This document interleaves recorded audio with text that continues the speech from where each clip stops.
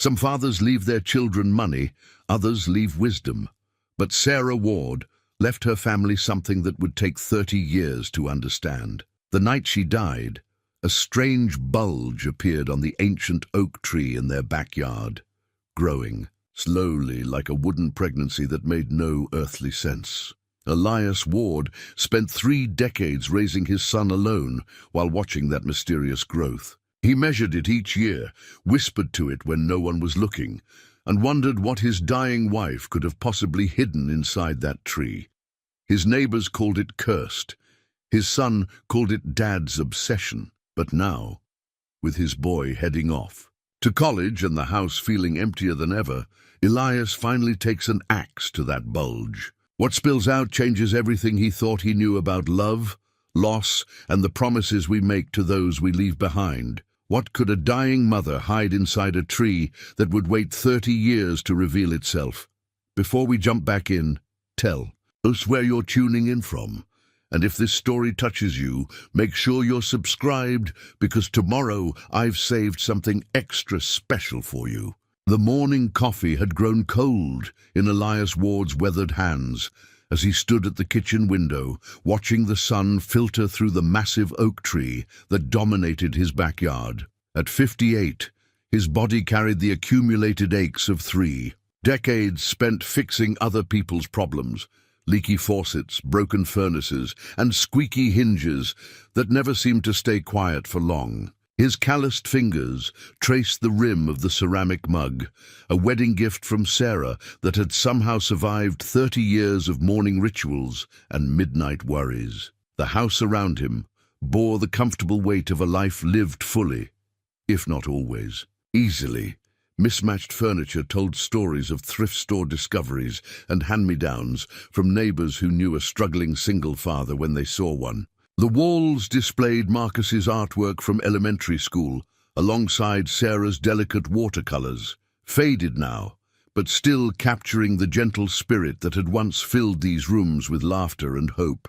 Elias set down his mug and reached for the stack of yellowed envelopes tied with a blue ribbon, Sarah's final letters to him, written during those last terrible months. He didn't need to read them anymore, to remember every word, every loop of her careful handwriting, every tear stain that had blurred the ink before it dried. But touching them had become as essential as breathing, a daily communion with the woman who had loved him completely and left far too soon. "My dearest Eli," the top letter began, just as it had for the past 11,000 mornings. "I know you're reading this by our kitchen window, probably wondering why I'm making you promise to keep these letters forever." She had known him so well, predicted his patterns with the tender accuracy that comes only from true partnership. "The tree is watching over you both. Trust in what you cannot yet understand." Even then, dying and delirious with fever, Sarah had mentioned the tree. Elias folded the letter carefully and returned it to the stack, his eyes drawn once again to the oak's impossible bulk. The thing had been ancient when they bought the property 28 years ago, its trunk so wide that he and Marcus together couldn't wrap their arms around it. But it was the growth at its base that defied explanation. A wooden swelling the size of a wine barrel that had appeared the very night Sarah passed away. The first time he'd noticed it, 3 days after the funeral, Elias had assumed it was some kind of diseased growth, a burl that would need to be removed before it killed the tree.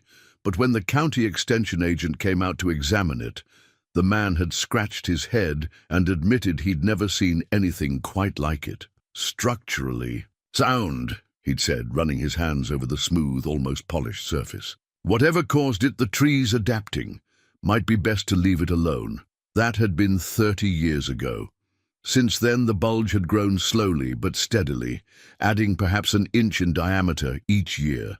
Elias had taken to measuring it every autumn, on the anniversary of Sarah's death, marking the measurements in a worn leather journal that had once been hers. The ritual had become sacred to him, a way of honoring both her memory and the mystery she had somehow left behind. His neighbors on Elm Creek Road had their own opinions about the tree. Mrs. Peterson from next door crossed herself whenever she walked past their fence, muttering about unholy things and the dead not staying dead.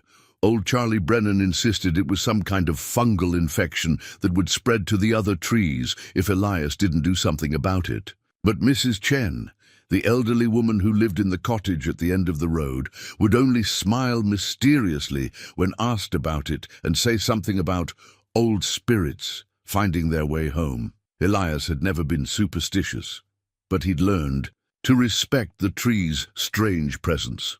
On difficult nights, when the house felt too empty and the weight of single parenthood threatened to crush him, he would sit on the back porch and talk to the oak as if Sarah could hear him. He told it about Marcus's first steps, his first day of school, his graduation from high school, his struggles and triumphs, and all the moments a mother should have witnessed. Sometimes, in the rustling of the leaves, he could almost hear her voice responding with love and encouragement.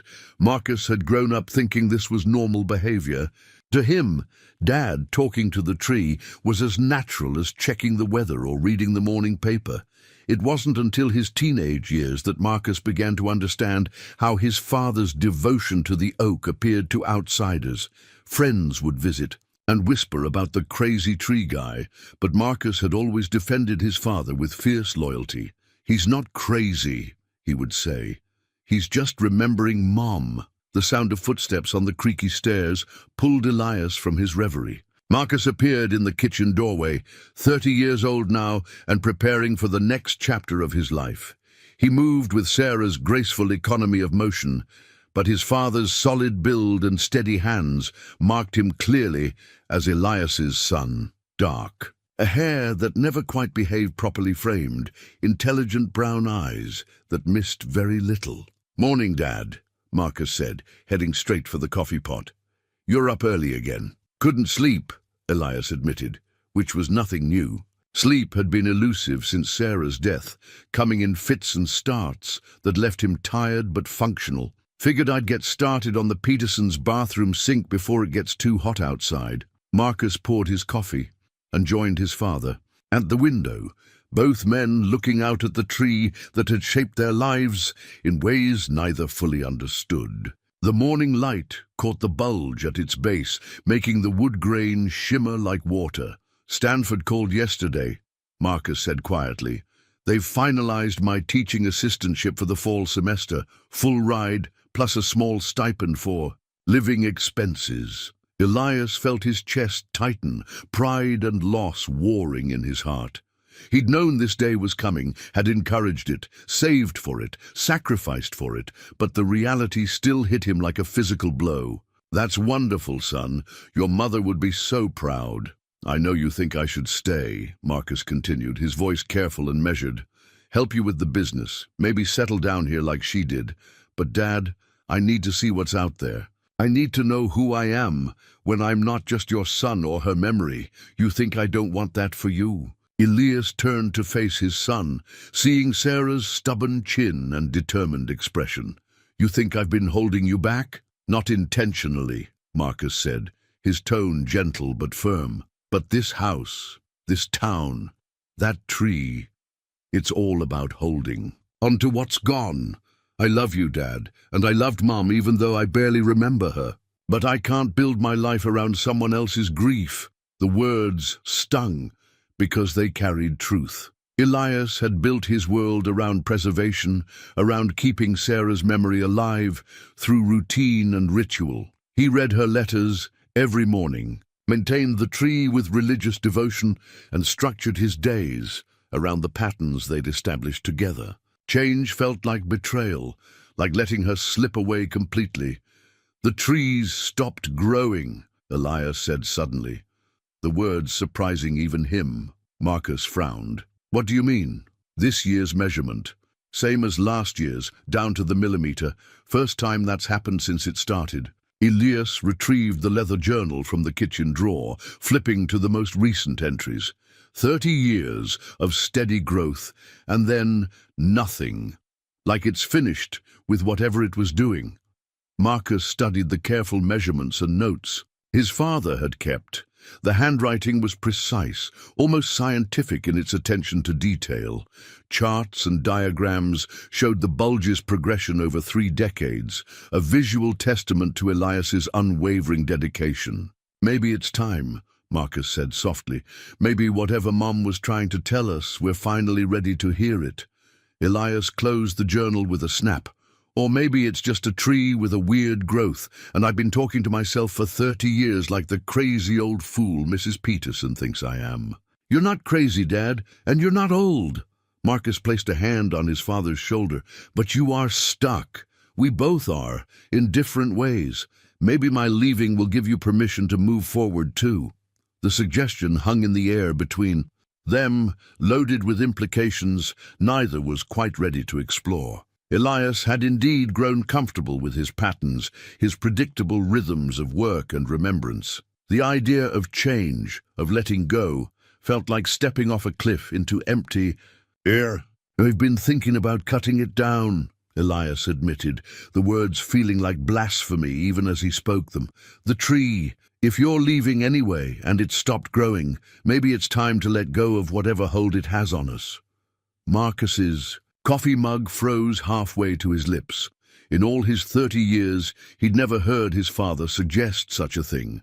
The tree had been as permanent and unchanging as the sunrise, a constant presence that defined their little world. "You can't be serious," Marcus said.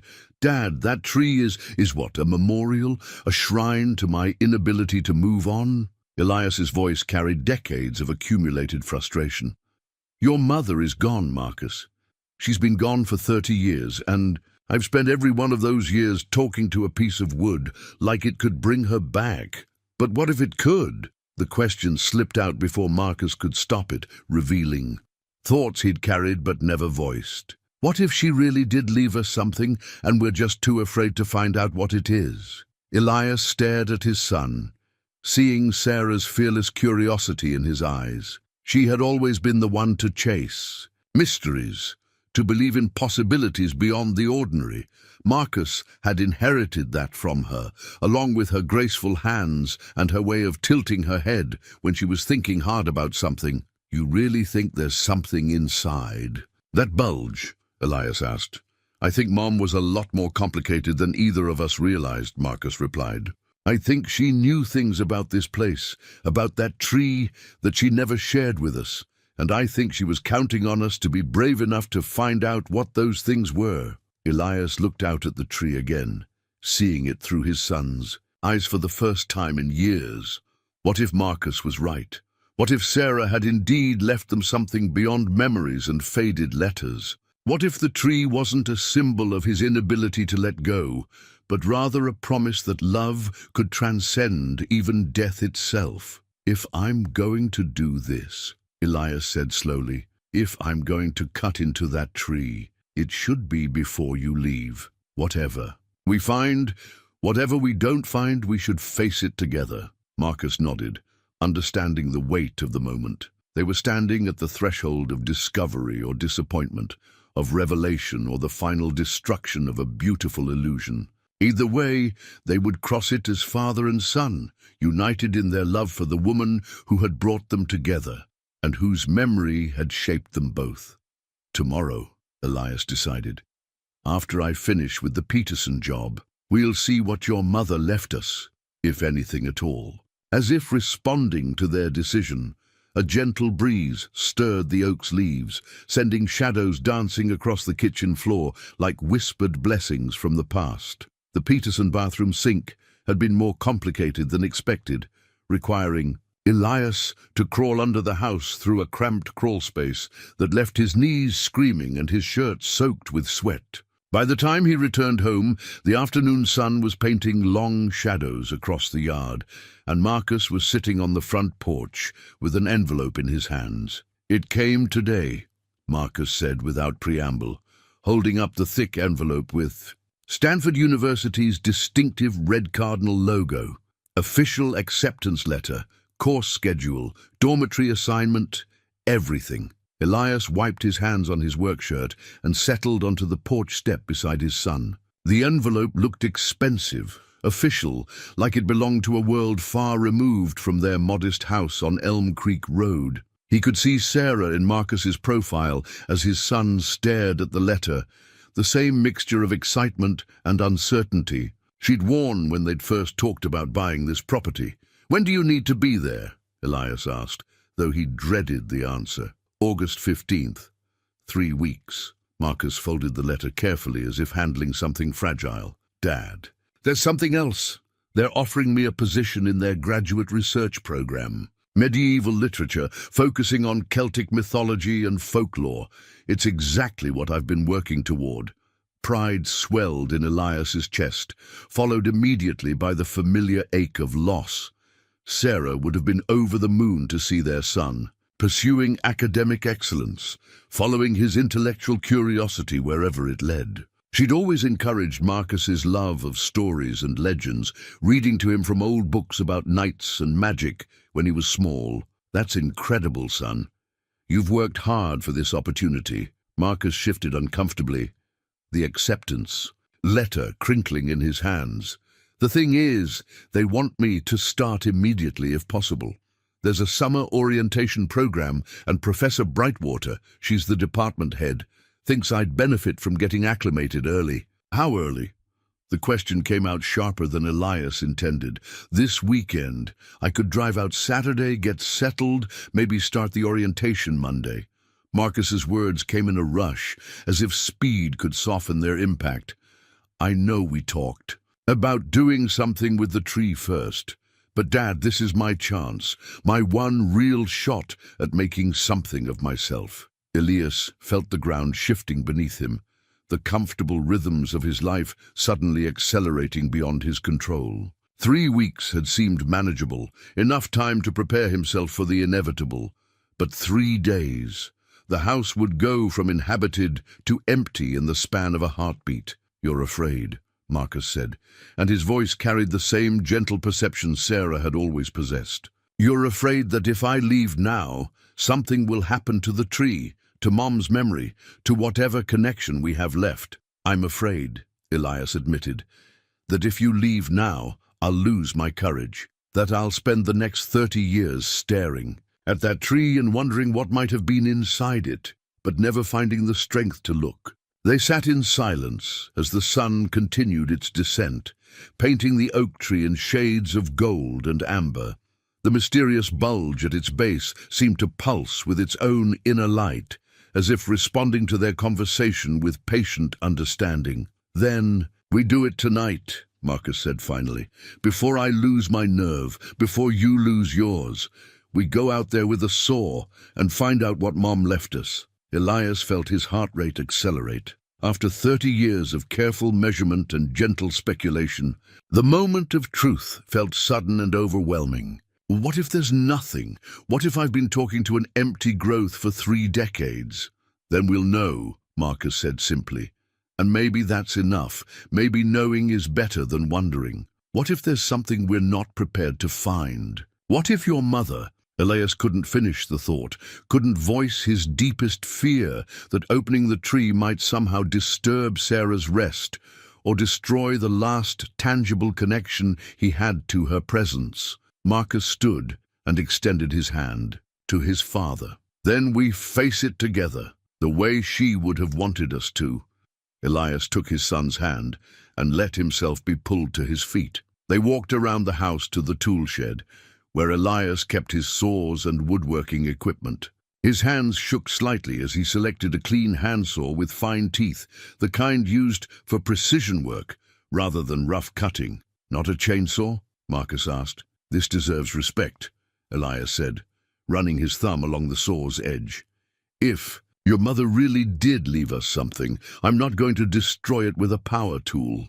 They approached the tree as the last light faded from the sky. The bulge sat at the base of the massive trunk like a wooden egg, its surface smooth and strangely warm to the touch. Elias had touched it countless times over the years, but tonight it felt different, expectant somehow, as if it had been waiting for this moment.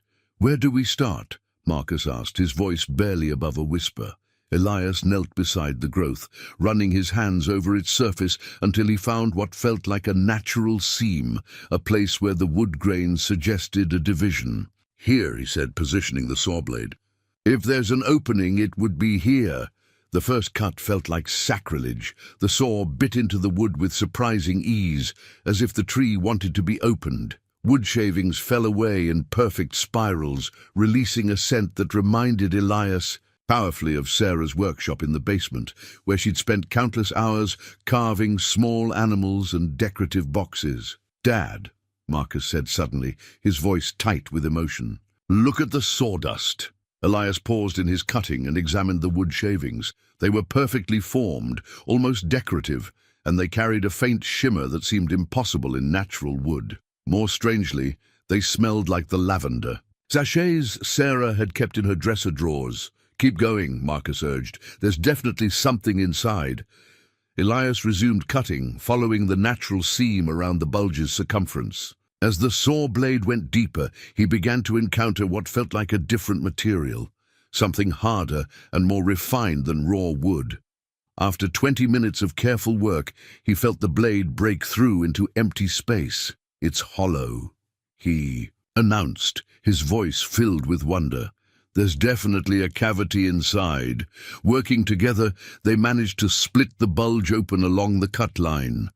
The two halves fell away like the shells of a wooden egg, revealing a carefully crafted interior, lined with what appeared to be polished cedar, and nestled in the center, wrapped in oiled cloth that looked as fresh as if it had been placed there yesterday, was a collection of objects that made both men gasp.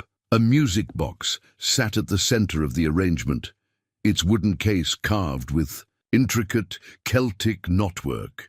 Beside it lay a leather-bound journal with Sarah's initials embossed on the cover, and next to that, gleaming in the moonlight, was an ornate silver key attached to a chain. "She really did it," Marcus whispered. "She really left us something." Elias reached for the music box with trembling hands. The moment his fingers touched the carved wood, it began to play, a soft, haunting melody that he recognized as the lullaby Sarah had sung to Marcus when he was small, the same song she'd hummed while working in her basement workshop, the same tune that had filled their house with love and comfort during those precious years when their family was complete. As the melody filled the night air, both men felt tears streaming down their faces. This wasn't just a hidden treasure or a clever surprise. This was proof that love could transcend death, that the bonds between family members were strong enough to bridge the gap between the living and the lost. "How did she know?" Marcus asked, his voice choked with emotion. "How could she have known we'd need this now, 30 years later?" Elias lifted the journal from its resting place, feeling the weight of his wife's thoughts and dreams in his hands. "Because she was your mother," he said simply, "and mothers always know." The silver key caught the moonlight as Elias examined it, its surface engraved with symbols he didn't recognize, but that seemed somehow familiar, as if he'd seen them in dreams or half-remembered stories. Whatever this key unlocked, whatever secrets the journal contained, their lives had just changed forever. The empty house no longer seemed like an ending. It felt like a beginning. Elias hadn't slept at all.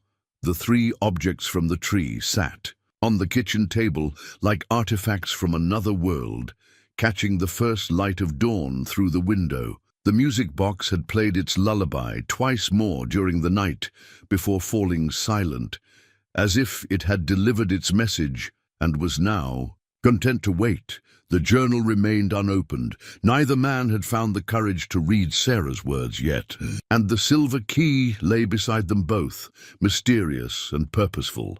Marcus emerged from his childhood bedroom, carrying a duffel bag and looking as sleepless as his father. They'd agreed that he would still leave for Stanford that morning, but now everything felt different. The discovery had created more questions than answers, and the thought of separation felt suddenly urgent rather than natural. "We should read it together," Marcus said, nodding toward the journal. "Before I go." Elias pulled out the worn measuring tape he'd used for 30 years to track the tree's growth. The familiar weight of it in his hands provided comfort, a connection to the methodical patience that had brought them to this moment. First, let's measure what we found. Your mother was precise about everything. If she left us these things, the measurements matter. The music box was exactly 6 inches square and 4 inches high. The journal measured 8 by 10 inches, its leather cover soft with age, but perfectly preserved. The silver key was 3 inches long. Its ornate head worked in a pattern that seemed to shift and change, depending on the angle of view. "Dad," Marcus said softly, examining the measuring tape itself. "Look at this." Elias followed his son's gaze to discover small notches cut into the metal tape at specific intervals, marks he'd never noticed despite decades of use. They were tiny, almost invisible unless you knew to look for them, but they were definitely intentional. "She marked your measuring tape," Marcus continued, running his finger over the small cuts. "Mom knew you'd measure everything. She was counting on it." The realization sent a chill through Elias. Sarah had anticipated his habits, his need for precision and documentation. She'd known he would approach her gift with the same methodical care he brought to everything else in his life. The measuring tape wasn't just a tool, it was part of her message. "The notches correspond to years," Elias said, studying the pattern. "1 mark for every year she expected the tree to grow." He counted carefully, his finger tracing each tiny cut. 30 marks. She knew exactly how long it would take. A knock at the front door interrupted their discovery. Elias opened it to find Mrs. Chen standing on the porch, her usually serene expression clouded with concern. The elderly woman held a covered basket and wore a traditional Chinese jacket despite the summer heat. "I felt the change in the night," she said without preamble, stepping into the house as if she'd been invited. "The tree has given up its secret." Elias and Marcus exchanged glances. Mrs. Chen had lived on Elm Creek Road for as long as they could remember, but she'd always been a private neighbor, offering only cryptic comments about the tree and its significance. "You knew," Marcus said, not really a question. "You knew what was in there." Mrs. Chen set her basket on the kitchen counter and regarded the objects on the table with satisfaction rather than surprise. "Your mother came to me before she died. She was seeking guidance about old ways, traditional methods of preserving what matters most." "What kind of old ways?" Elias asked, feeling the ground shift beneath his understanding once again. "My grandmother was what you might call a wise woman," Mrs. Chen explained, settling into one of the kitchen chairs as if she belonged there. "She taught me about soul vessels, about binding love to living things so it could survive beyond death." When Sarah asked for help, I recognized her desperation and her devotion. The words hung in the air like smoke from an altar candle. Elias had always thought of Mrs. Chen as simply an eccentric neighbor with a beautiful garden. The possibility that she was something more, a keeper of ancient knowledge, a practitioner of traditions older than memory, reframed everything he thought he knew about his quiet street. "You helped her create this," Marcus said, gesturing toward the objects. "I taught her the principles," Mrs. Chen corrected, "but the implementation was entirely her own. Your mother had a gift for working with wood, and she understood instinctively how to weave love into physical matter. What she created was beyond anything I could have imagined." Mrs. Chen opened her basket and withdrew a collection of dried herbs, small stones, and what appeared to be hand-copied pages covered in symbols, similar to those on the silver key. "She asked me to watch over you both, to provide guidance when the time came. That time is now." Elias picked up one of the copied pages, squinting at the unfamiliar characters. "Is this Chinese?"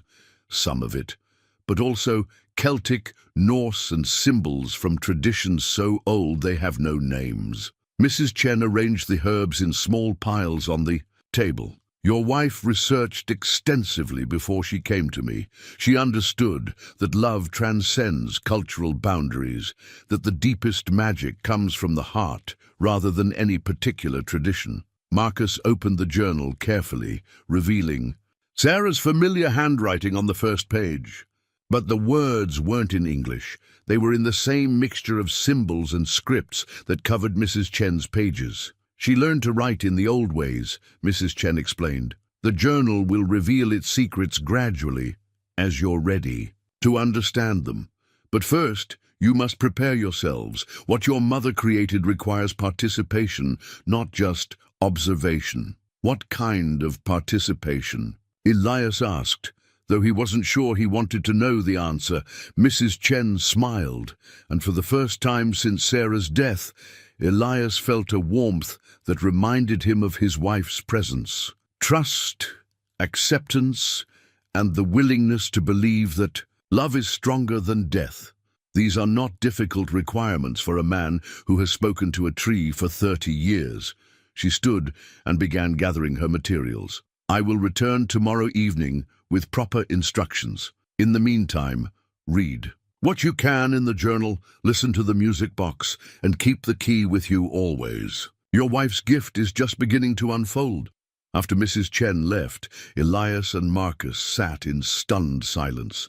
The ordinary summer morning had become something else entirely, a threshold between the world they'd known and possibilities they'd never imagined. I should stay, Marcus said suddenly. Stanford can wait. This is more important. Elias shook his head, though the offer tempted him more than he cared to admit. Your mother spent 30 years planning this. She wouldn't want you to delay your education because of it.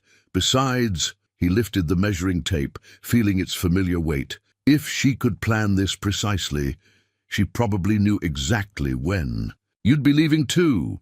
They embraced then, father and son united by mystery and love, by the growing understanding that Sarah Ward had been far more complex and capable than either of them had ever realized. The measuring tape remained in Elias's hands as Marcus drove away, a tool transformed into a talisman, proof that patience and devotion could be rewarded in ways beyond imagination. With Marcus gone, and the house settling into unfamiliar quiet, Elias found himself drawn to the basement for the first time in years. The wooden steps creaked under his weight as he descended into the space that had once been Sarah's workshop. Dust motes danced in the afternoon light, filtering through small windows, and the air still carried the faint scent of wood shavings and varnish. Her workbench stood exactly as she'd left it 30 years ago, tools arranged with the precision of a surgeon's instruments. Chisels, gouges, and carving knives lay in felt-lined drawers, their edges still sharp despite decades of neglect. A half-finished carving of a sparrow sat on the bench, frozen in mid-flight, waiting for hands that would never return to complete but it was the carved wooden bird on the kitchen windowsill that had drawn him down here, a gift Sarah had given him during her final weeks. Now, examining her tools and understanding the skill required to create such delicate work, Elias realized he'd underestimated his wife's artistry. The bird wasn't just a pretty ornament. It was a masterpiece of miniature sculpture, every feather individually defined, every curve flowing with natural grace. He climbed back upstairs and retrieved the bird from its perch by the window. In the better light of the workshop, he could see details he'd never noticed, tiny symbols carved into the base, so small they were almost invisible. The same symbols that appeared on the silver key and in Mrs. Chen's copied pages. She was preparing for this long before she got sick. Elias murmured to himself, turning the bird over in his hands. The symbols seemed to pulse with their own inner light, or perhaps that was just his imagination running wild after the previous night's revelations. Sarah's journal lay open on the workbench, where he'd brought it to study in better light. The first few pages were written in English, documenting her research into what she called preservation arts. Her handwriting was careful and methodical, the work of someone who understood she was recording something precious. The old ways teach us that love is a form of energy, she had written. It can neither be created nor destroyed, only transformed from one state to another. If I can learn to channel that energy into something lasting, something that will endure beyond my physical presence, then I haven't truly left them at all. The pages that followed traced her journey from desperate wife and mother to student of ancient traditions. She'd found Mrs. Chen through a connection at the local library, a librarian who specialized in folklore and knew about the elderly woman's family history. What began as casual conversation about Asian woodworking techniques had evolved into something far deeper. Mrs. Chen's grandmother was trained in the old country, Sarah had written. She carried knowledge that most people have forgotten. How to bind intention to matter, how to create objects that serve as bridges between worlds. She was reluctant to teach me at first, afraid that I was motivated by grief rather than understanding. But when I showed her my carvings, when she saw that I already possessed the necessary skills, she agreed to guide me. The wooden bird felt warm in Elias's hands as he read, as if responding to his touch with some kind of inner awareness. He set it carefully on the workbench and continued reading, discovering page after page of meticulous notes about techniques that seemed to blend craftsmanship with something approaching magic. Sarah had spent months learning to carve specific symbols, to select wood based on its spiritual properties rather than just its grain and workability. She'd practiced meditation techniques designed to focus her intentions while working, to infuse each project with purpose and love. The bird had been her first successful attempt at creating what Mrs. Chen called a soul anchor, an object capable of holding and transmitting emotional energy across time. The tree was already ancient when we bought this property, Sarah had written. Mrs. Chen explained that such trees often serve as natural conduits for spiritual energy. If I could create a proper vessel and convince the tree to accept it, I might be able to preserve something essential for Elias and Marcus to find when they were ready. The next several pages detailed her work on the capsule itself, the careful selection of cedar for its preservative properties and oak for its symbolic connection to strength and endurance. She'd carved the interior by hand, working in the basement workshop during the early morning hours, when pain medication kept her alert, but Elias and Marcus were still sleeping. The music box was the most challenging piece, she had written. The mechanism had to be modified to respond to touch rather than winding, and the song, Marcus's lullaby, had to be encoded into the metal in a way that would preserve its emotional resonance. Mrs. Chen introduced me to a clockmaker who understood the old ways, and together we created something that should play for decades without mechanical failure.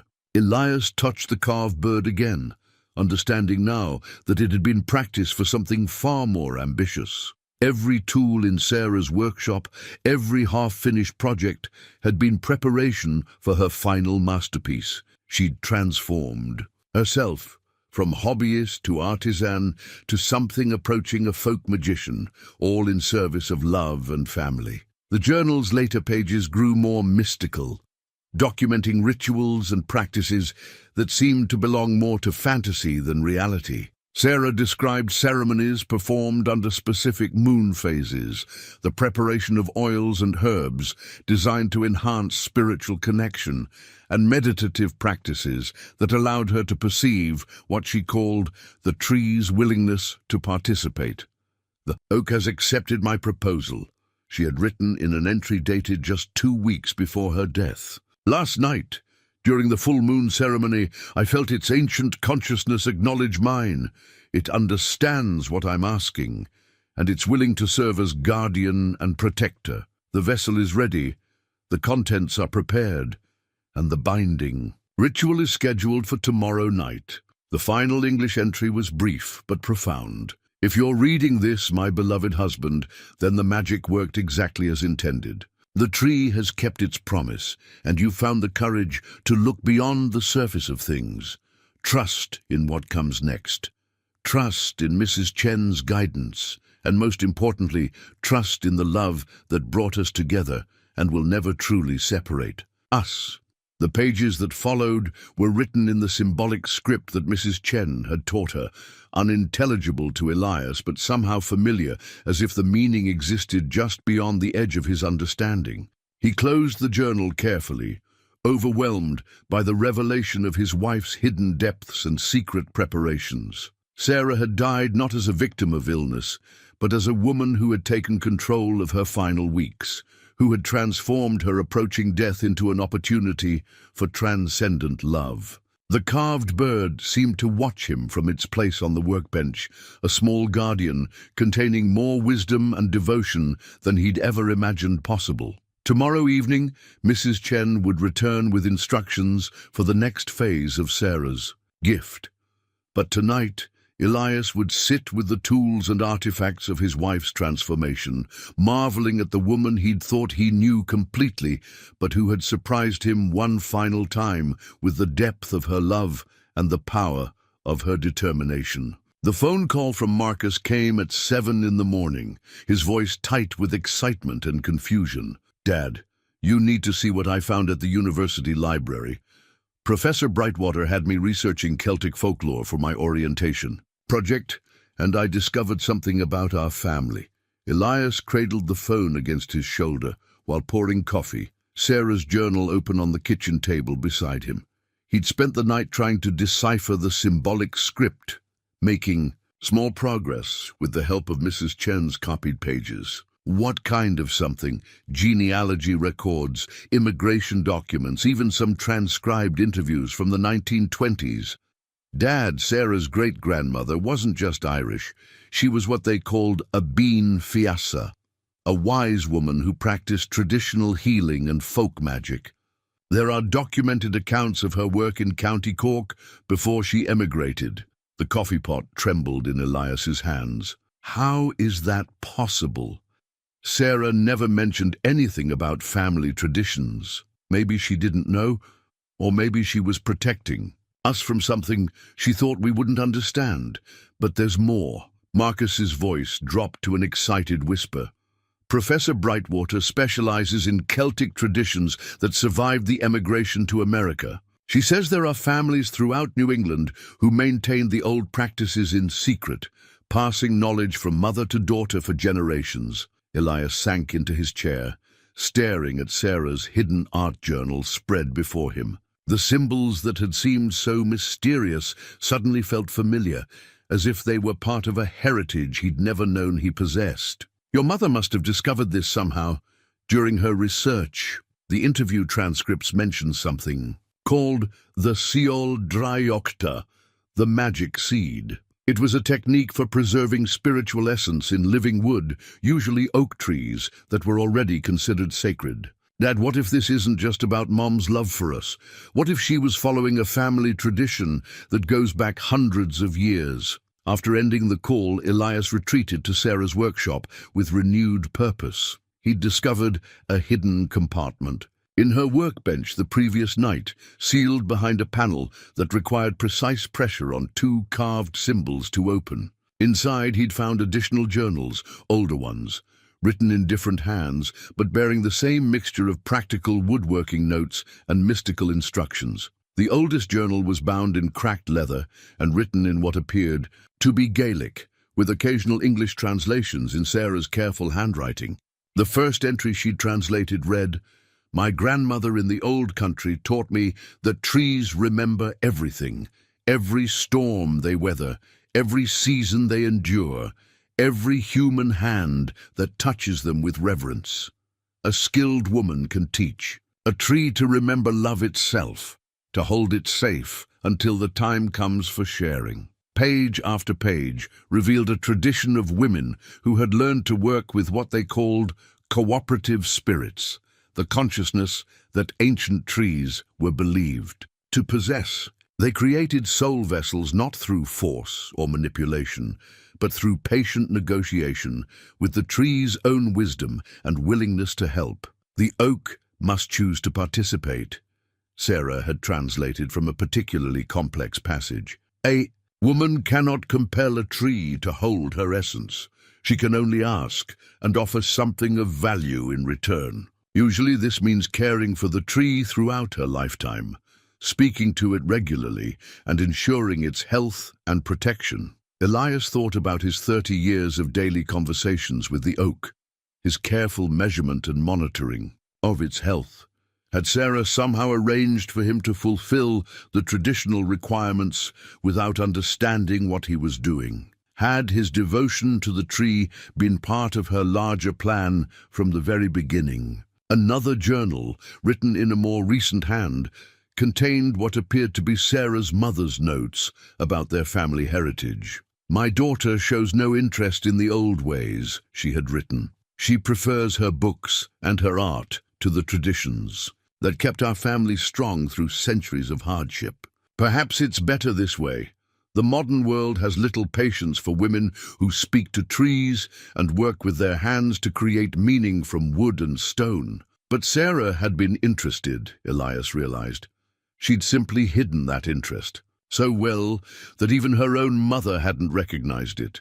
The basement workshop, her love of carving, her intuitive understanding of wood and its properties, all of it had been preparation for the moment when she would need to draw upon her ancestral knowledge to preserve what mattered most. He found sketch after sketch of the oak tree in her journals, drawn from every angle and in every season. She documented its growth patterns, the texture of its bark, the way sunlight filtered through its leaves at different times of day. But more than mere observation, these drawings showed a developing relationship between artist and subject, a growing understanding of the tree's personality and preferences. "The oak is ancient beyond my ability to measure," she had written. "It has weathered storms that would have destroyed lesser trees, and it carries wisdom that comes only from centuries of patient endurance. When I approach it with proper respect and genuine need, I can feel its willingness to help. It understands suffering and loss because it has experienced both many times. It also understands love that transcends individual lifetimes." The final journal in the hidden compartment was entirely in Sarah's hand, written during the last months of her life. These pages were different from her earlier research notes, more personal, more urgent, filled with the desperate love of a mother who knew she was running out of time. "Elias doesn't believe in magic, and I've never given him reason to," she had written.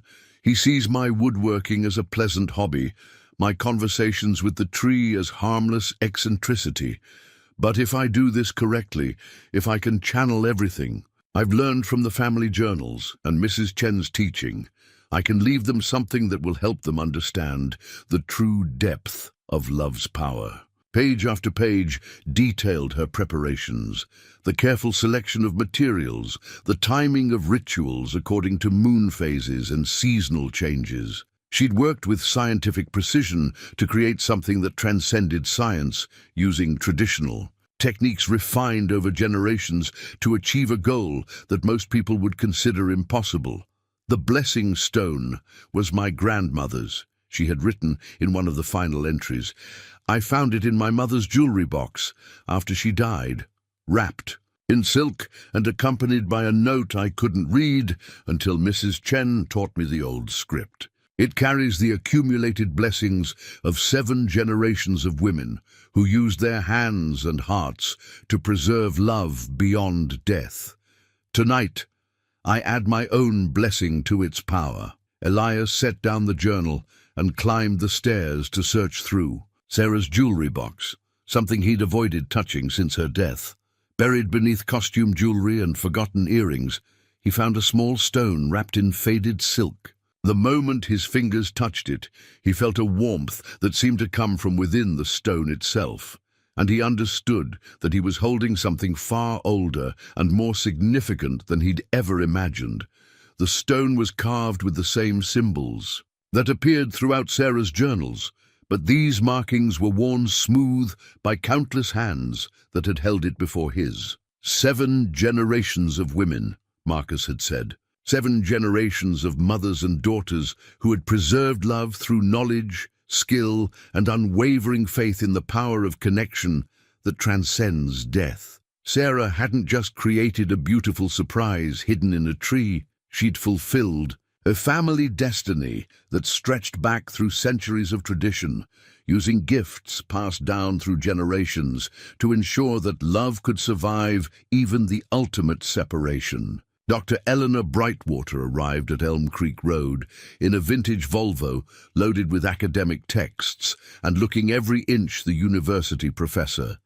She was younger than Elias had expected from Marcus's description, perhaps 50, with prematurely silver hair and the kind of intense curiosity that suggested a lifetime spent chasing knowledge into unusual corners. "Your son has caused quite a stir in our department," she said by way of introduction, accepting Elias's offer of coffee and settling at the kitchen table where Sarah's artifacts lay arranged like museum pieces. "In 30 years of studying Celtic folklore, I've never encountered such a complete documentation of traditional practices surviving in an American family." Mrs. Chen had arrived an hour earlier, bringing more herbs and what she called proper ceremonial implements.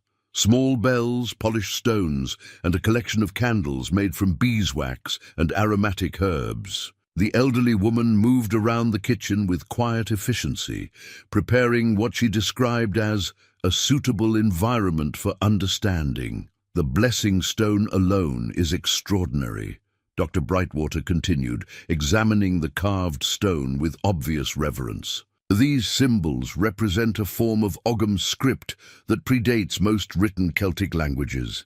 Your wife's family carried knowledge that academic circles assumed had been lost forever." Elias felt overwhelmed by the convergence of scholarly expertise and mystical tradition in his humble kitchen.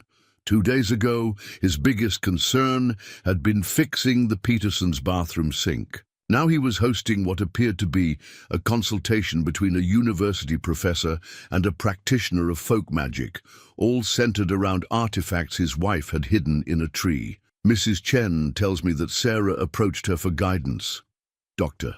Brightwater said. "That suggests she discovered her heritage through research rather than family transmission. Do you know what triggered that discovery?" "Marcus found genealogy records at Stanford," Elias replied. "But I think Sarah knew something was different about her family long before she got sick. She always had an intuitive understanding of wood, of how to work with it in ways that seemed almost supernatural."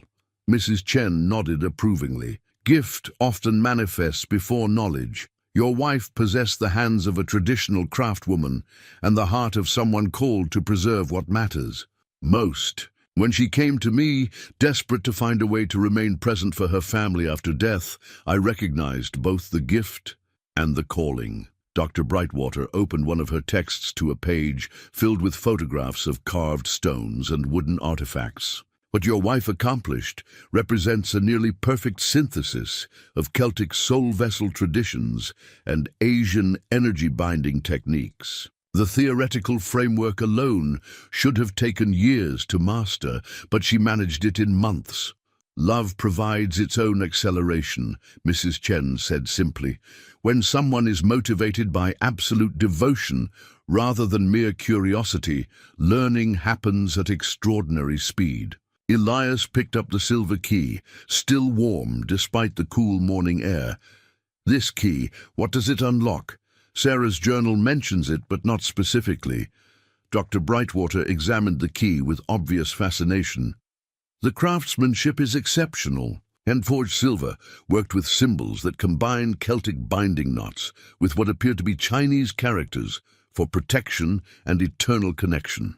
But as for what it unlocks," she looked at Mrs. Chen expectantly. "That depends on your willingness to trust what cannot be proven," Mrs. Chen replied. "Your wife created a series of connected vessels, each designed to reveal its secrets when you're emotionally prepared to receive them. The key opens not a physical lock, but barriers within your own understanding." Dr. Brightwater leaned forward, her academic excitement barely contained. "In traditional Celtic practice, keys like this were used in what scholars call graduated revelation, a process where magical knowledge unfolds gradually to prevent overwhelming the recipient. Your wife understood that discovering everything at once might be too much for you and Marcus to process. So there are more hidden things? Elias asked, though part of him already knew the answer. Mrs. Chen smiled mysteriously.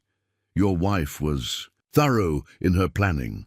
The tree vessel was only the beginning, a way to prove that love could transcend death and prepare you for deeper mysteries. But first, you must demonstrate your commitment to understanding rather than simply collecting magical objects. What kind of commitment? Elias's voice carried a mixture of eagerness and apprehension. The key will guide you, Dr. Brightwater explained, consulting her notes. In Celtic tradition, keys like this grow warm when pointed toward objects or locations that contain related magic. Your wife essentially created a treasure hunt designed to teach you about your shared heritage while revealing her gifts gradually. Elias stood and walked around the kitchen, holding the key and paying attention to its temperature. Near the basement door, it grew noticeably warmer. She hid something else in her workshop. Or the workshop itself is significant, Mrs. Chen suggested. Traditional craftswomen often consecrated their workspaces, turning them into focal points. For spiritual energy, they descended to the basement together, the key growing warmer with each step. In Sarah's workshop, it became almost hot to the touch near a section of wall that Elias had always assumed was solid. Dr. Brightwater ran her hands over the wooden paneling, pressing and probing until she found a section that gave slightly under pressure. Here, she said, there's a hidden panel. Working together, they discovered a concealed compartment behind Sarah's tool rack. Inside, wrapped in the same oiled cloth that had protected the tree vessel, they found another collection of objects. A second, smaller music box, a set of wooden tablets covered in carved symbols, and a small glass vial filled with what appeared to be tree sap that glowed with its own inner light. Phase 2, Mrs. Chen said with satisfaction. Your wife's education program continues. The second music box played a different melody when Elias touched it, not the lullaby from the tree vessel, but a complex piece that seemed to combine multiple traditional songs. Dr. Brightwater recognized elements of Irish folk tunes woven together with what sounded like Chinese ceremonial music. She's teaching you about synthesis, the professor explained, how different traditions can be combined to create something stronger than either could achieve alone. This melody represents the merging of her Celtic heritage with Mrs. Chen's Asian wisdom.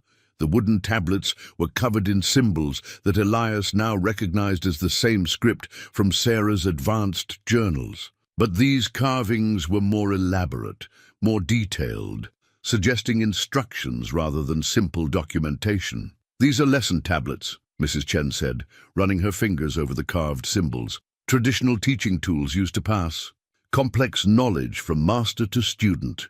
Your wife created a course of study designed specifically for you and Marcus. The glowing tree sap was perhaps the most mysterious discovery. The vial felt warm in Elias's hands, and the liquid inside seemed to pulse with its own heartbeat. Dr. Brightwater had never seen anything like it, but Mrs. Chen nodded as if she'd been expecting it.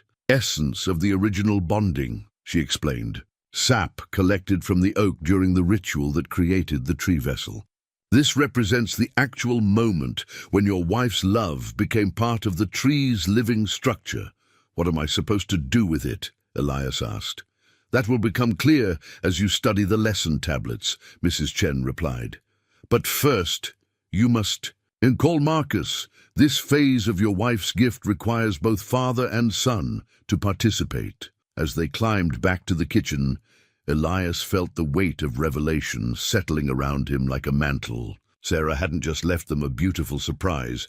She'd created an entire curriculum designed to transform their understanding of love, family, and the connections that bind people together across time and space. The silver key had revealed her secret, but Elias suspected it would unlock many more before Sarah's gift was fully revealed. His wife had died 30 years ago, but her teaching had only just begun. Dr. Brightwater gathered her books with obvious reluctance. I'll return tomorrow with more research materials. What your wife accomplished here deserves proper documentation, And your family's story could revolutionize academic understanding of how traditional practices survived immigration and modernization. After the professor left, Mrs. Chen began packing her ceremonial supplies with the same quiet efficiency she'd shown in arranging them. "Call your son tonight," she advised. "Tell him to return this weekend if possible. The next phase requires both of you, and it cannot wait much longer." "Why not?" Elias asked.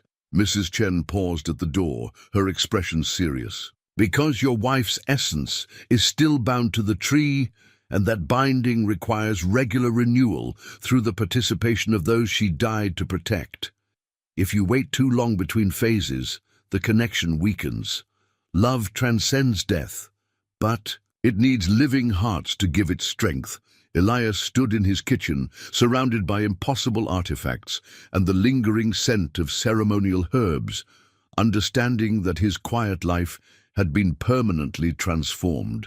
Sarah's love had indeed transcended death, but accepting that gift meant embracing a world far stranger and more wonderful than he'd ever imagined possible. Marcus arrived Friday evening, his academic excitement palpable as he burst through the front door carrying a laptop bag and a box of photocopied documents. "Dad, you won't believe what Professor Brightwater and I discovered. Our family history goes back further than we thought, and there's something about the property, something Sarah knew that she never told us." Elias had spent the week studying the lesson tablets with Mrs. Chen's guidance, slowly learning to read the symbolic script that Sarah had mastered in her final months. The process was meditative, almost hypnotic, and he'd begun to understand why traditional knowledge was preserved in this format. The symbols didn't just convey information, they required contemplation, forcing the reader to internalize concepts rather than simply memorize facts. "The land records go back to 1847, Marcus continued, spreading documents across the kitchen table. "This property was originally part of a 200-acre tract purchased by Irish immigrants, including Sarah's great-great-grandmother, Bridget O'Sullivan. But here's the incredible part. They didn't buy this land randomly. They were following instructions." Marcus pulled out a photocopied letter written in faded ink, the paper yellowed with age. "This is from Bridget to her sister back in County Cork, dated 1848. Listen to this. We have found the place the tree spirits told us to seek. The great oak stands exactly as described in grandmother's visions, and the land beneath it hums with the old power. The journey was difficult, but we have arrived where we were meant to be." Elias felt his understanding of their family history shift once again. "They came here specifically because of the tree, not just because of it, because they were called to it." Marcus opened his laptop and showed his father a digitized map of the original land grants. "Look at the survey markers. The original property lines were drawn to center on the oak tree. These weren't random settlers, they were carrying out a specific mission." Dr. Brightwater had provided additional context from her research into Celtic emigration patterns. Certain families, particularly those who maintained traditional practices, had been guided by what they called spirit dreams to specific locations in the New World. These weren't random resettlements, but carefully planned relocations designed to preserve and continue ancient traditions in places where the old magic could take root. "The tree was already sacred when they arrived," Marcus explained, showing his father photographs of similar trees in Ireland and Scotland. These massive oaks were considered dwelling places for spirits, natural focal points for what Celtic traditions called thin places, locations where the barrier between physical and spiritual worlds was permeable. Mrs. Chen, who had been listening quietly from her chair by the window, nodded approvingly. "Your wife understood this instinctively. When she chose this property, she wasn't just buying a house. She was returning to a place that had been prepared for her family across generations." Elias thought about the day he and Sarah had first seen the property, how she'd insisted they buy it despite the financial stretch it represented. She'd stood beneath the oak tree for nearly an hour, her hands pressed against its bark, claiming. She could feel its history in ways that had seemed poetic, but not literally true.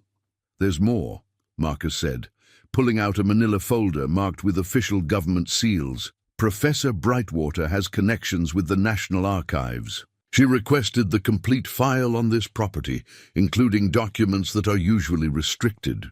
The folder contained geological surveys, Native American treaty documents, and historical assessments that painted a picture of the land extending far beyond European settlement. The oak tree had been sacred to local tribes for centuries before Irish immigrants arrived, considered a guardian tree that protected the surrounding area from harmful spirits. The tribal records call it Grandfather Oak, Marcus read from a translated document. They believed it held the accumulated wisdom of every generation that had lived under its protection. When the Irish families arrived and explained their own traditions around sacred trees, the tribal elders saw it as confirmation that the tree's power transcended cultural boundaries. A treaty signed in 1846 had formally transferred guardianship of the tree from tribal shamans to the Irish families, with the understanding that both groups would continue to honor its spiritual significance.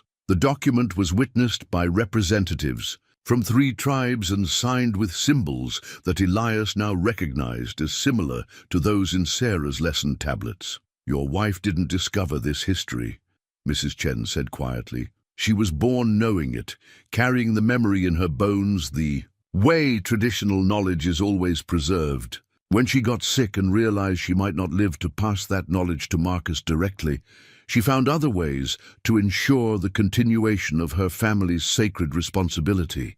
The implications were staggering. Sarah hadn't just hidden artifacts. In a tree, she'd fulfilled a hereditary obligation that stretched back through generations of women who had served as guardians of ancient wisdom. The tree vessel, the lesson tablets, the continuing education program she'd designed, all of it was part of a tradition that predated written history. "But there's something else," Marcus said, his voice dropping to an excited whisper. "Something that changes everything we thought we knew about Mom's death." He pulled out a medical file that Dr. Brightwater had somehow obtained through her academic connections. Sarah's hospital records, treatment notes, and autopsy report, documents that Elias had never seen because he'd been too devastated to request them. "Dad, look at the timeline. Mom's cancer was diagnosed in February, but according to these records, her symptoms began the previous October. She knew she was sick for months before she told us." Elias felt the room spin around him. "That's impossible. She would have told me." "Not if she was using that time to prepare," Mrs. Chen said gently. "Traditional women often hide illness until their spiritual preparations are complete. Your wife spent those months learning everything she needed to know, creating everything she needed to create, ensuring that her death would serve a purpose greater than simple loss." The medical records showed a pattern of missed appointments, delayed treatments, and what the doctors had noted as patient non-compliance with recommended therapies. But viewed through the lens of Sarah's secret activities, those delays took on different meaning. She'd been managing her illness to buy time for her real work, the preservation of love and tradition through methods that modern medicine couldn't understand or appreciate. "She could have lived longer," Marcus said, tears streaming down his face, "if she'd started treatment when the symptoms first appeared. If she'd been honest about her condition, she might have had years instead of months. She chose how to use the time she had," Mrs. Chen replied firmly. "Your wife understood that some things are more important than extending individual life, like ensuring that love and knowledge continue beyond death. She made a conscious decision to sacrifice quantity of time for quality of purpose." Elias sank into his chair, overwhelmed by the revelation of Sarah's sacrifice. She hadn't just died of cancer, she'd chosen to let cancer take her life while she used her remaining time to create something eternal. The woman he'd mourned as a victim of cruel fate had actually been a hero, making the ultimate sacrifice for love. In the folder's final section, Marcus found Sarah's own documentation of her decision. A letter addressed to both of them, sealed and dated just 1 week before her death. My beloved husband and son, if you're reading this, then you've discovered the full scope of what I tried to accomplish in my final months. I want you to understand that every choice I made was motivated by love, not despair. I could have fought the cancer more aggressively, could have bought myself additional time in this world. But I realized that my family needed something more valuable than a few extra years with a sick woman. They needed proof that love transcends death and knowledge that could guide them through all the challenges yet to come. I am not dying. I'm transforming, becoming something that can continue to love and protect you long after my physical body fails. The tree holds my essence, the artifacts carry my voice, and the traditions I've preserved will ensure that our family's sacred responsibilities continue through Marcus and his children and their children after them. Do not mourn my choice. Celebrate it. And trust that everything I've created for you was designed with perfect love and absolute faith in your ability to carry forward something beautiful and eternal. The kitchen fell silent, except for the sound of two men weeping for a woman whose depth of love and courage they were only beginning to understand. Sarah Ward hadn't just died 30 years ago. She'd transformed herself into something that could love them forever. The weekend stretched before them like an open door to the impossible. Sarah's final letter had included detailed instructions for what she called the completion ritual, a ceremony designed to fully activate the spiritual connection she'd established through the tree vessel. But the letter also contained warnings about the responsibility such knowledge would bring. Once you accept the full truth of what I've created, she had written, you become guardians not just of our families, traditions, but of something much larger. The oak tree and this land represent a focal point for spiritual energy that has been carefully maintained for generations. That maintenance will now fall to you and Marcus, and eventually to his children. Mrs. Chen had arrived Saturday morning with additional ceremonial supplies and a gravity that Elias hadn't seen before. She moved through the house and yard with the purposefulness of someone preparing for a significant spiritual event, checking the placement of candles, examining the phase of the moon, and testing what she called the energy currents around the oak tree. Your wife chose the timing precisely, she explained to Elias and Marcus as they helped arrange stones in a circle around the tree's base. The full moon, the anniversary of her binding ritual, and your emotional readiness have aligned exactly as she predicted.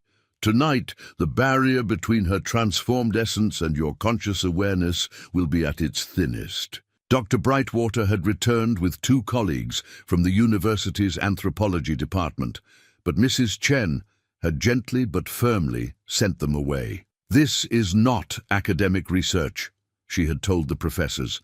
This is a family receiving its inheritance. Observers would disrupt the spiritual dynamics that make such communication possible. Throughout the day, Elias found himself studying the lesson tablets with new urgency. The symbolic script was beginning to make sense, revealing layer after layer of meaning that seemed to unfold directly into his understanding, rather than through normal reading comprehension. Sarah had designed these teaching tools specifically for his way of learning, accounting for his methodical nature and his need to understand the practical applications of abstract concepts. The key serves multiple purposes, one tablet explained, in symbols that now translated themselves almost automatically in his mind. Physical unlocking of hidden vessels, spiritual opening of closed channels, and emotional access to memories that transcend individual experience. When properly used in conjunction with the tree essence and ceremonial music, it creates a bridge between the transformed soul and living consciousness. Marcus had been working with the second music box, discovering that its complex melody contained what appeared to be instructions encoded in musical phrases. Different sections of the song seemed to correspond to different phases of the completion ritual, providing auditory cues for timing and emotional preparation. It's like she created a symphony that teaches you how to communicate with her spirit, Marcus said, his voice filled with wonder. Each movement builds on the previous one, gradually opening your awareness to possibilities you never imagined. As afternoon faded to evening, Mrs. Chen began the preliminary preparations for what she described as the most important spiritual work of her lifetime. She dressed in traditional Chinese ceremonial robes and unpacked instruments Elias had never seen, singing bowls, carved wooden clappers, and small drums that seemed to resonate with heartbeat rhythms. "Your wife studied under my guidance for months," Mrs. Chen explained, as she arranged the ceremonial items around the tree. "But what she accomplished transcended anything I had taught her." She combined Celtic soul-binding traditions with Asian energy work and added innovations that came from her own spiritual insights. Tonight, we will experience the full flowering of her genius. The glowing tree sap had been prepared according to Sarah's instructions, mixed with specific herbs and blessed water to create what the lesson tablets called the communion mixture. 3 drops on the tongue would supposedly allow direct spiritual contact with Sarah's preserved essence, opening channels of communication that existed beyond normal sensory perception. "Are we ready for this?" Elias asked as the sun set, and Mrs. Chen began lighting candles around the tree. "I mean, really ready to discover that my wife has been watching us for 30 years. That magic is real, that everything I thought I knew about life and death was incomplete." Marcus placed a hand on his father's shoulder. "We've been preparing for this our entire lives, Dad. Every conversation you had with the tree, every time you read Mom's letters, every moment you chose love over bitterness, it was all leading to this." Mrs. Chen began the ceremony as the full moon cleared the horizon, her voice rising in what sounded like ancient Chinese chants mixed with Irish traditional songs. The combination should have felt discordant, but instead it created harmonies that seemed to resonate with the earth itself. The oak tree responded to the ceremony in ways that defied natural explanation. Its leaves rustled without wind, its massive trunk seemed to pulse with its own inner light, and the air around it grew thick with presence, not threatening, but unmistakably aware and benevolent. "Place your hands on the tree," Mrs. Chen instructed. "Both of you together feel for the heartbeat that Sarah built into its spiritual structure." Elias and Marcus pressed their palms against the oak's bark and immediately felt what could only be described as a pulse, slow, steady, and utterly familiar. It was Sarah's heartbeat, somehow preserved and amplified through 30 years of a careful spiritual cultivation. "She's here," Marcus whispered, tears streaming down his face. "She's really here." The silver key grew warm in Elias's pocket, and he understood that the moment had come for its final use. Following instructions from the lesson tablets, he pressed the key against a specific pattern of bark near the tree's base. The symbols carved into the key's head began to glow with the same inner light as the tree sap, and suddenly the air filled with Sarah's voice, not audible words, but communication that bypassed hearing entirely, thoughts and emotions and memories flowing directly from her preserved consciousness into theirs. She spoke of her love for them, her pride in how they'd grown and changed, her continued presence during all the moments they'd thought they were alone. "I never left," her voice seemed to say without sound. "I simply learned to love you in a different way."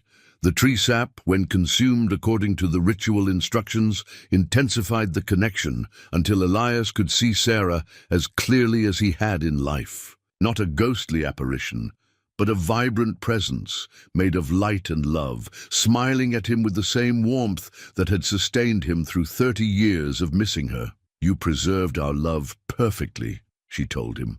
her hands somehow touching. His face despite her lack of physical form.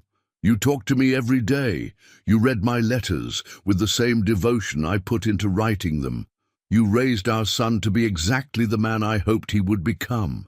Marcus was experiencing his own communion with his mother, receiving memories that he'd been too young to form when she died, being sung to sleep, being read stories, being loved with the fierce protectiveness that only mothers can provide. She filled in the gaps that her early death had left in his childhood, giving him a complete understanding of her love and pride. "The traditions must continue," Sarah explained to both of them, "through the spiritual connection. Marcus will carry our family's knowledge forward, but first he must complete his education and find a partner who can help him understand the full scope of what we've preserved. The tree will guide him to the right person when the time comes, and you, my beloved husband," she said to Elias with infinite tenderness, "must learn to live again. I bound my essence to this place not to trap you here, but to free you to explore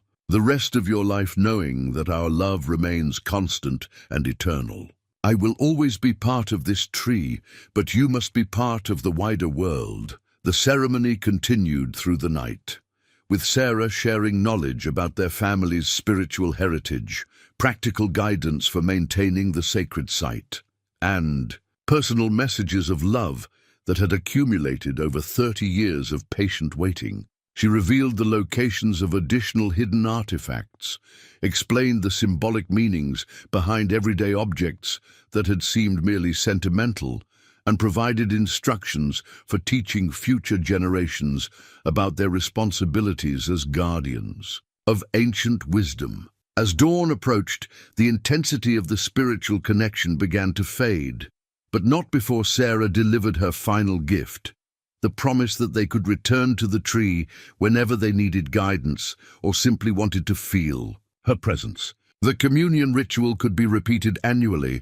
on the anniversary of her transformation, ensuring that their connection would continue throughout their lifetimes. "This is not goodbye," she assured them, as her presence gradually receded into the tree's living consciousness. "This is the beginning of a new kind of relationship, one that death cannot touch and time cannot weaken." Elias and Marcus collapsed against the tree's massive trunk as the ceremony concluded, exhausted but transformed by the experience. They had entered the night as a father and son haunted by loss. They emerged as guardians of something eternal, blessed with the certain knowledge that love could indeed transcend death. Mrs. Chen packed her ceremonial supplies with quiet satisfaction, her work finally complete after 30 years of patient preparation. "Your wife chose well," she told Elias as the sun painted the sky with colors that seemed more vivid than usual. "She chose love over fear, transformation over surrender, eternity over mere time. You and Marcus are now the living witnesses to what such choices can accomplish." The oak tree stood unchanged in the morning light, but everything else had been forever altered. Sarah Ward had kept her final promise, proving that a mother's love could survive even death itself and continue nurturing her family across the boundaries of time and space. The wooden music box sat in the center of the communion circle as the final phase of Sarah's ceremony began, its carved Celtic knotwork gleaming in the moonlight. Throughout the night, it had remained silent despite Elias and Marcus's spiritual connection with Sarah's essence. Now, as Mrs. Chen completed the closing rituals and the tree's spiritual energy reached its peak, the music box began to emit a soft, warm glow. "She's ready to give you the final gift," Mrs. Chen whispered, her voice hoarse from hours of ceremonial chanting. "The music box contains more than melody. It holds her voice, her laughter, her lullabies. Everything you thought was lost forever." Elias approached the music box with trembling hands, understanding that this moment represented the culmination of 30 years of grief and hope. Sarah had promised him proof that love transcends death, And now that proof sat before him in the form of a carved wooden treasure that pulsed with life and memory. The moment his fingers touched the music box's lid, it opened automatically, revealing an interior that seemed far larger than the external dimensions should have allowed. Miniature carved figures moved within like living beings. A tiny Elias working at his tools, a small Marcus growing from child to man, and at the center, a perfect representation of Sarah herself, her arms outstretched, as if embracing them both. But it was the music that made both men weep with recognition and joy, not just the familiar lullaby they'd heard before, but a symphony of sounds that brought Sarah completely back to life in their memories, her voice singing Marcus to sleep as a baby, her laughter echoing through the house during happier times, her gentle humming while she worked in her basement workshop. "My darling boys," Sarah's voice spoke clearly from the music box, as fresh and present as if she were standing beside them. "If you can hear this, then you've completed the journey I set for you. You've discovered who you really are, who I really was, and what our love can accomplish when we refuse to let death have the final word." Marcus collapsed to his knees beside the tree, overcome by hearing his mother's voice with perfect clarity for the first time since childhood. These weren't just echoes or spiritual impressions. This was Sarah herself, speaking directly to them through the magical preservation of her essence. "I recorded these messages during my final weeks," her voice continued, "using techniques Mrs. Jen taught me for binding consciousness to physical objects. Every important thing I wanted to tell you, every piece of guidance you might need, every expression of love that I couldn't bear to leave unsaid. It's all here, preserved forever in the music box." The carved figures within the box began to move more purposefully, acting out scenes from their family life with startling accuracy. Elias watched himself reading bedtime stories to Marcus, saw Sarah teaching their son to identify different types of wood by touch, witnessed private moments of tenderness that he'd forgotten, but that Sarah had somehow captured and preserved. "For you, Marcus," Sarah's voice spoke as the tiny carved figure of their son grew and changed before their eyes. "I want you to know that every day of your life has filled me with pride. You carry your father's strength and integrity, but you also possess a curiosity about the world that will serve you well in your academic career. Trust that curiosity. It will lead you to discoveries that benefit not just our family, but the wider preservation of traditional knowledge."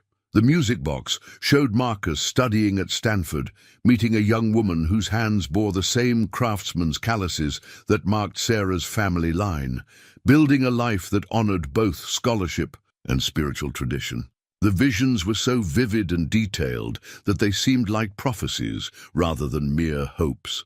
"And for you, my beloved Elias," Sarah's voice grew tender as the tiny carved figure of her husband began to move through scenes they'd never lived. Together, traveling to places they'd dreamed of visiting, meeting new people, experiencing joy and adventure that his grief had prevented him from imagining. "I need you to understand that loving me doesn't require staying frozen in the past. I want you to live fully, to explore the world, to open your heart to new possibilities." The music box revealed futures that could still come to pass. Elias, visiting Marcus at university, taking the long-delayed trip to Ireland to explore Sarah's ancestral homeland, perhaps even finding companionship with someone who could appreciate both his loyalty to Sarah's memory and his capacity for continued growth. "The tree will always be here when you need to feel my presence," Sarah's voice assured them both. "But it was never meant to be a prison that kept you from living. It's a sanctuary that can restore your strength and remind you of love's eternal nature, so you can venture forth with confidence and return with stories to share." As the music box's song reached its crescendo, the tiny carved figures joined hands around the miniature tree at the center, creating a tableau of eternal connection that somehow included not just their immediate family, but generations past and future, all united by the love that Sarah had sacrificed everything to preserve. The wooden music box had delivered exactly what Sarah promised. Proof that love could survive death, guidance for the future, and the certain knowledge that some bonds truly are eternal. As the music box's melody faded, a second compartment opened within its base, revealing what appeared to be a leather-bound journal no larger than a playing card. But when Elias lifted it from its resting place, the journal expanded in his hands, until it reached normal size. Another impossible feat that he was beginning to accept as simply part of Sarah's magical legacy. "The soul journal," Mrs. Chen breathed, recognizing something she had only heard described in legends. "Your wife accomplished what most traditional practitioners only dream of. A living document that serves as a permanent bridge between transformed consciousness and the physical world." The journal's pages were blank when Elias first opened it, but as he watched, Sarah's familiar handwriting began to appear, forming words and sentences in real time as if she were sitting beside them with pen in hand.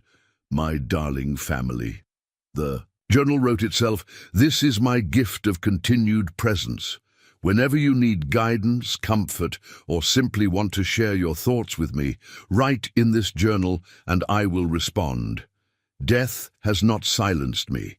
It has simply changed the way we communicate." Marcus reached out tentatively to touch the self-writing pages, gasping as the words shifted to address him directly. "Marcus, my brilliant son, I can see your wonder and your questions.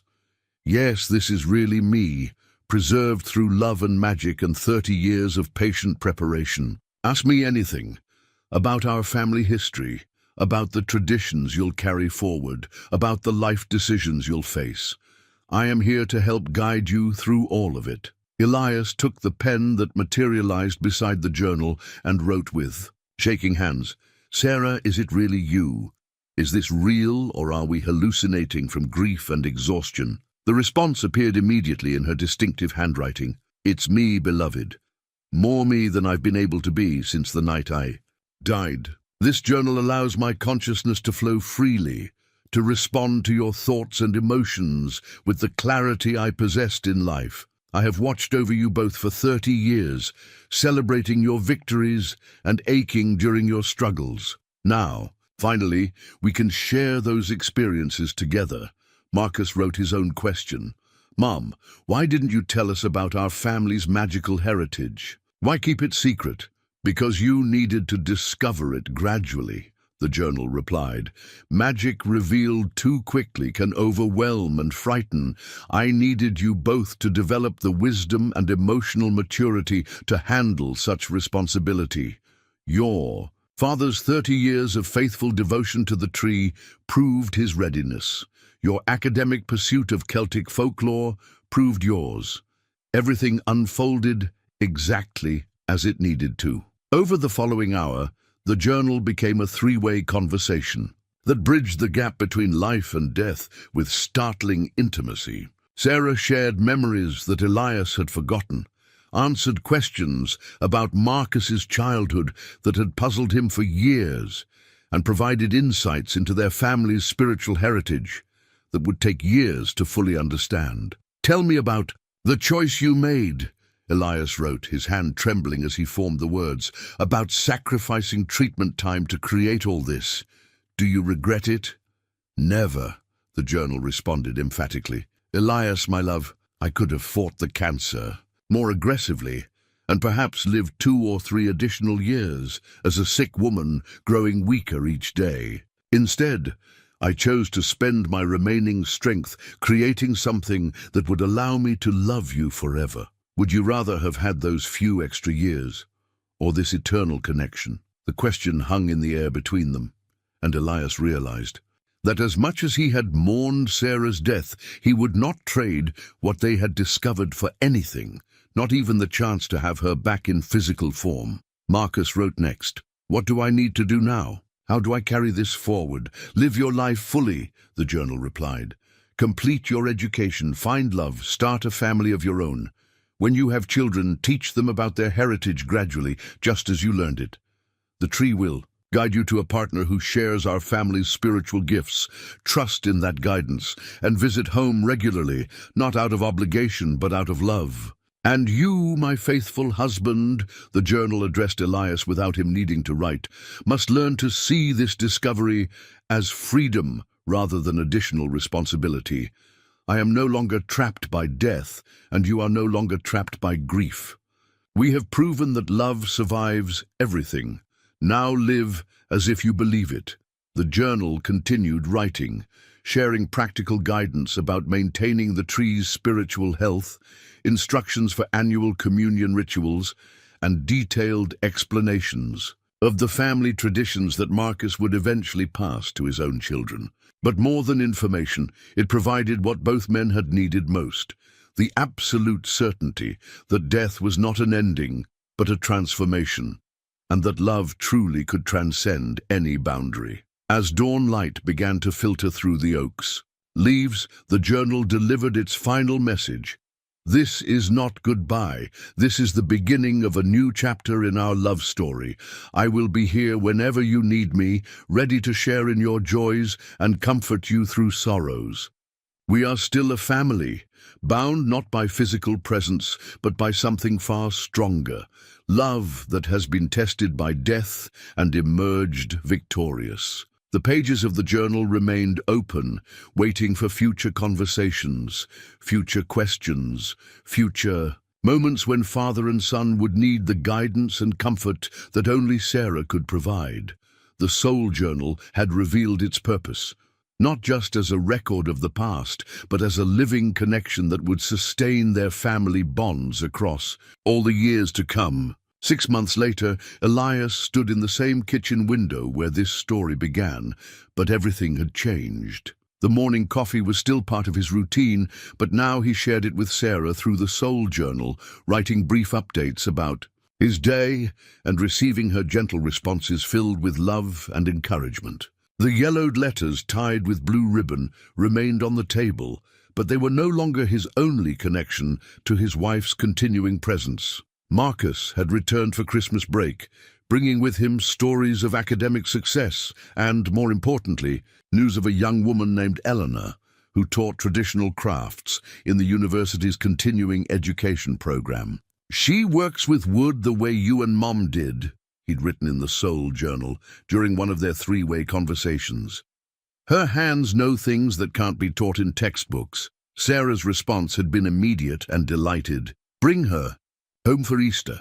I have things to teach her, traditions to share, and a family heritage that needs another pair of skilled hands to help preserve it."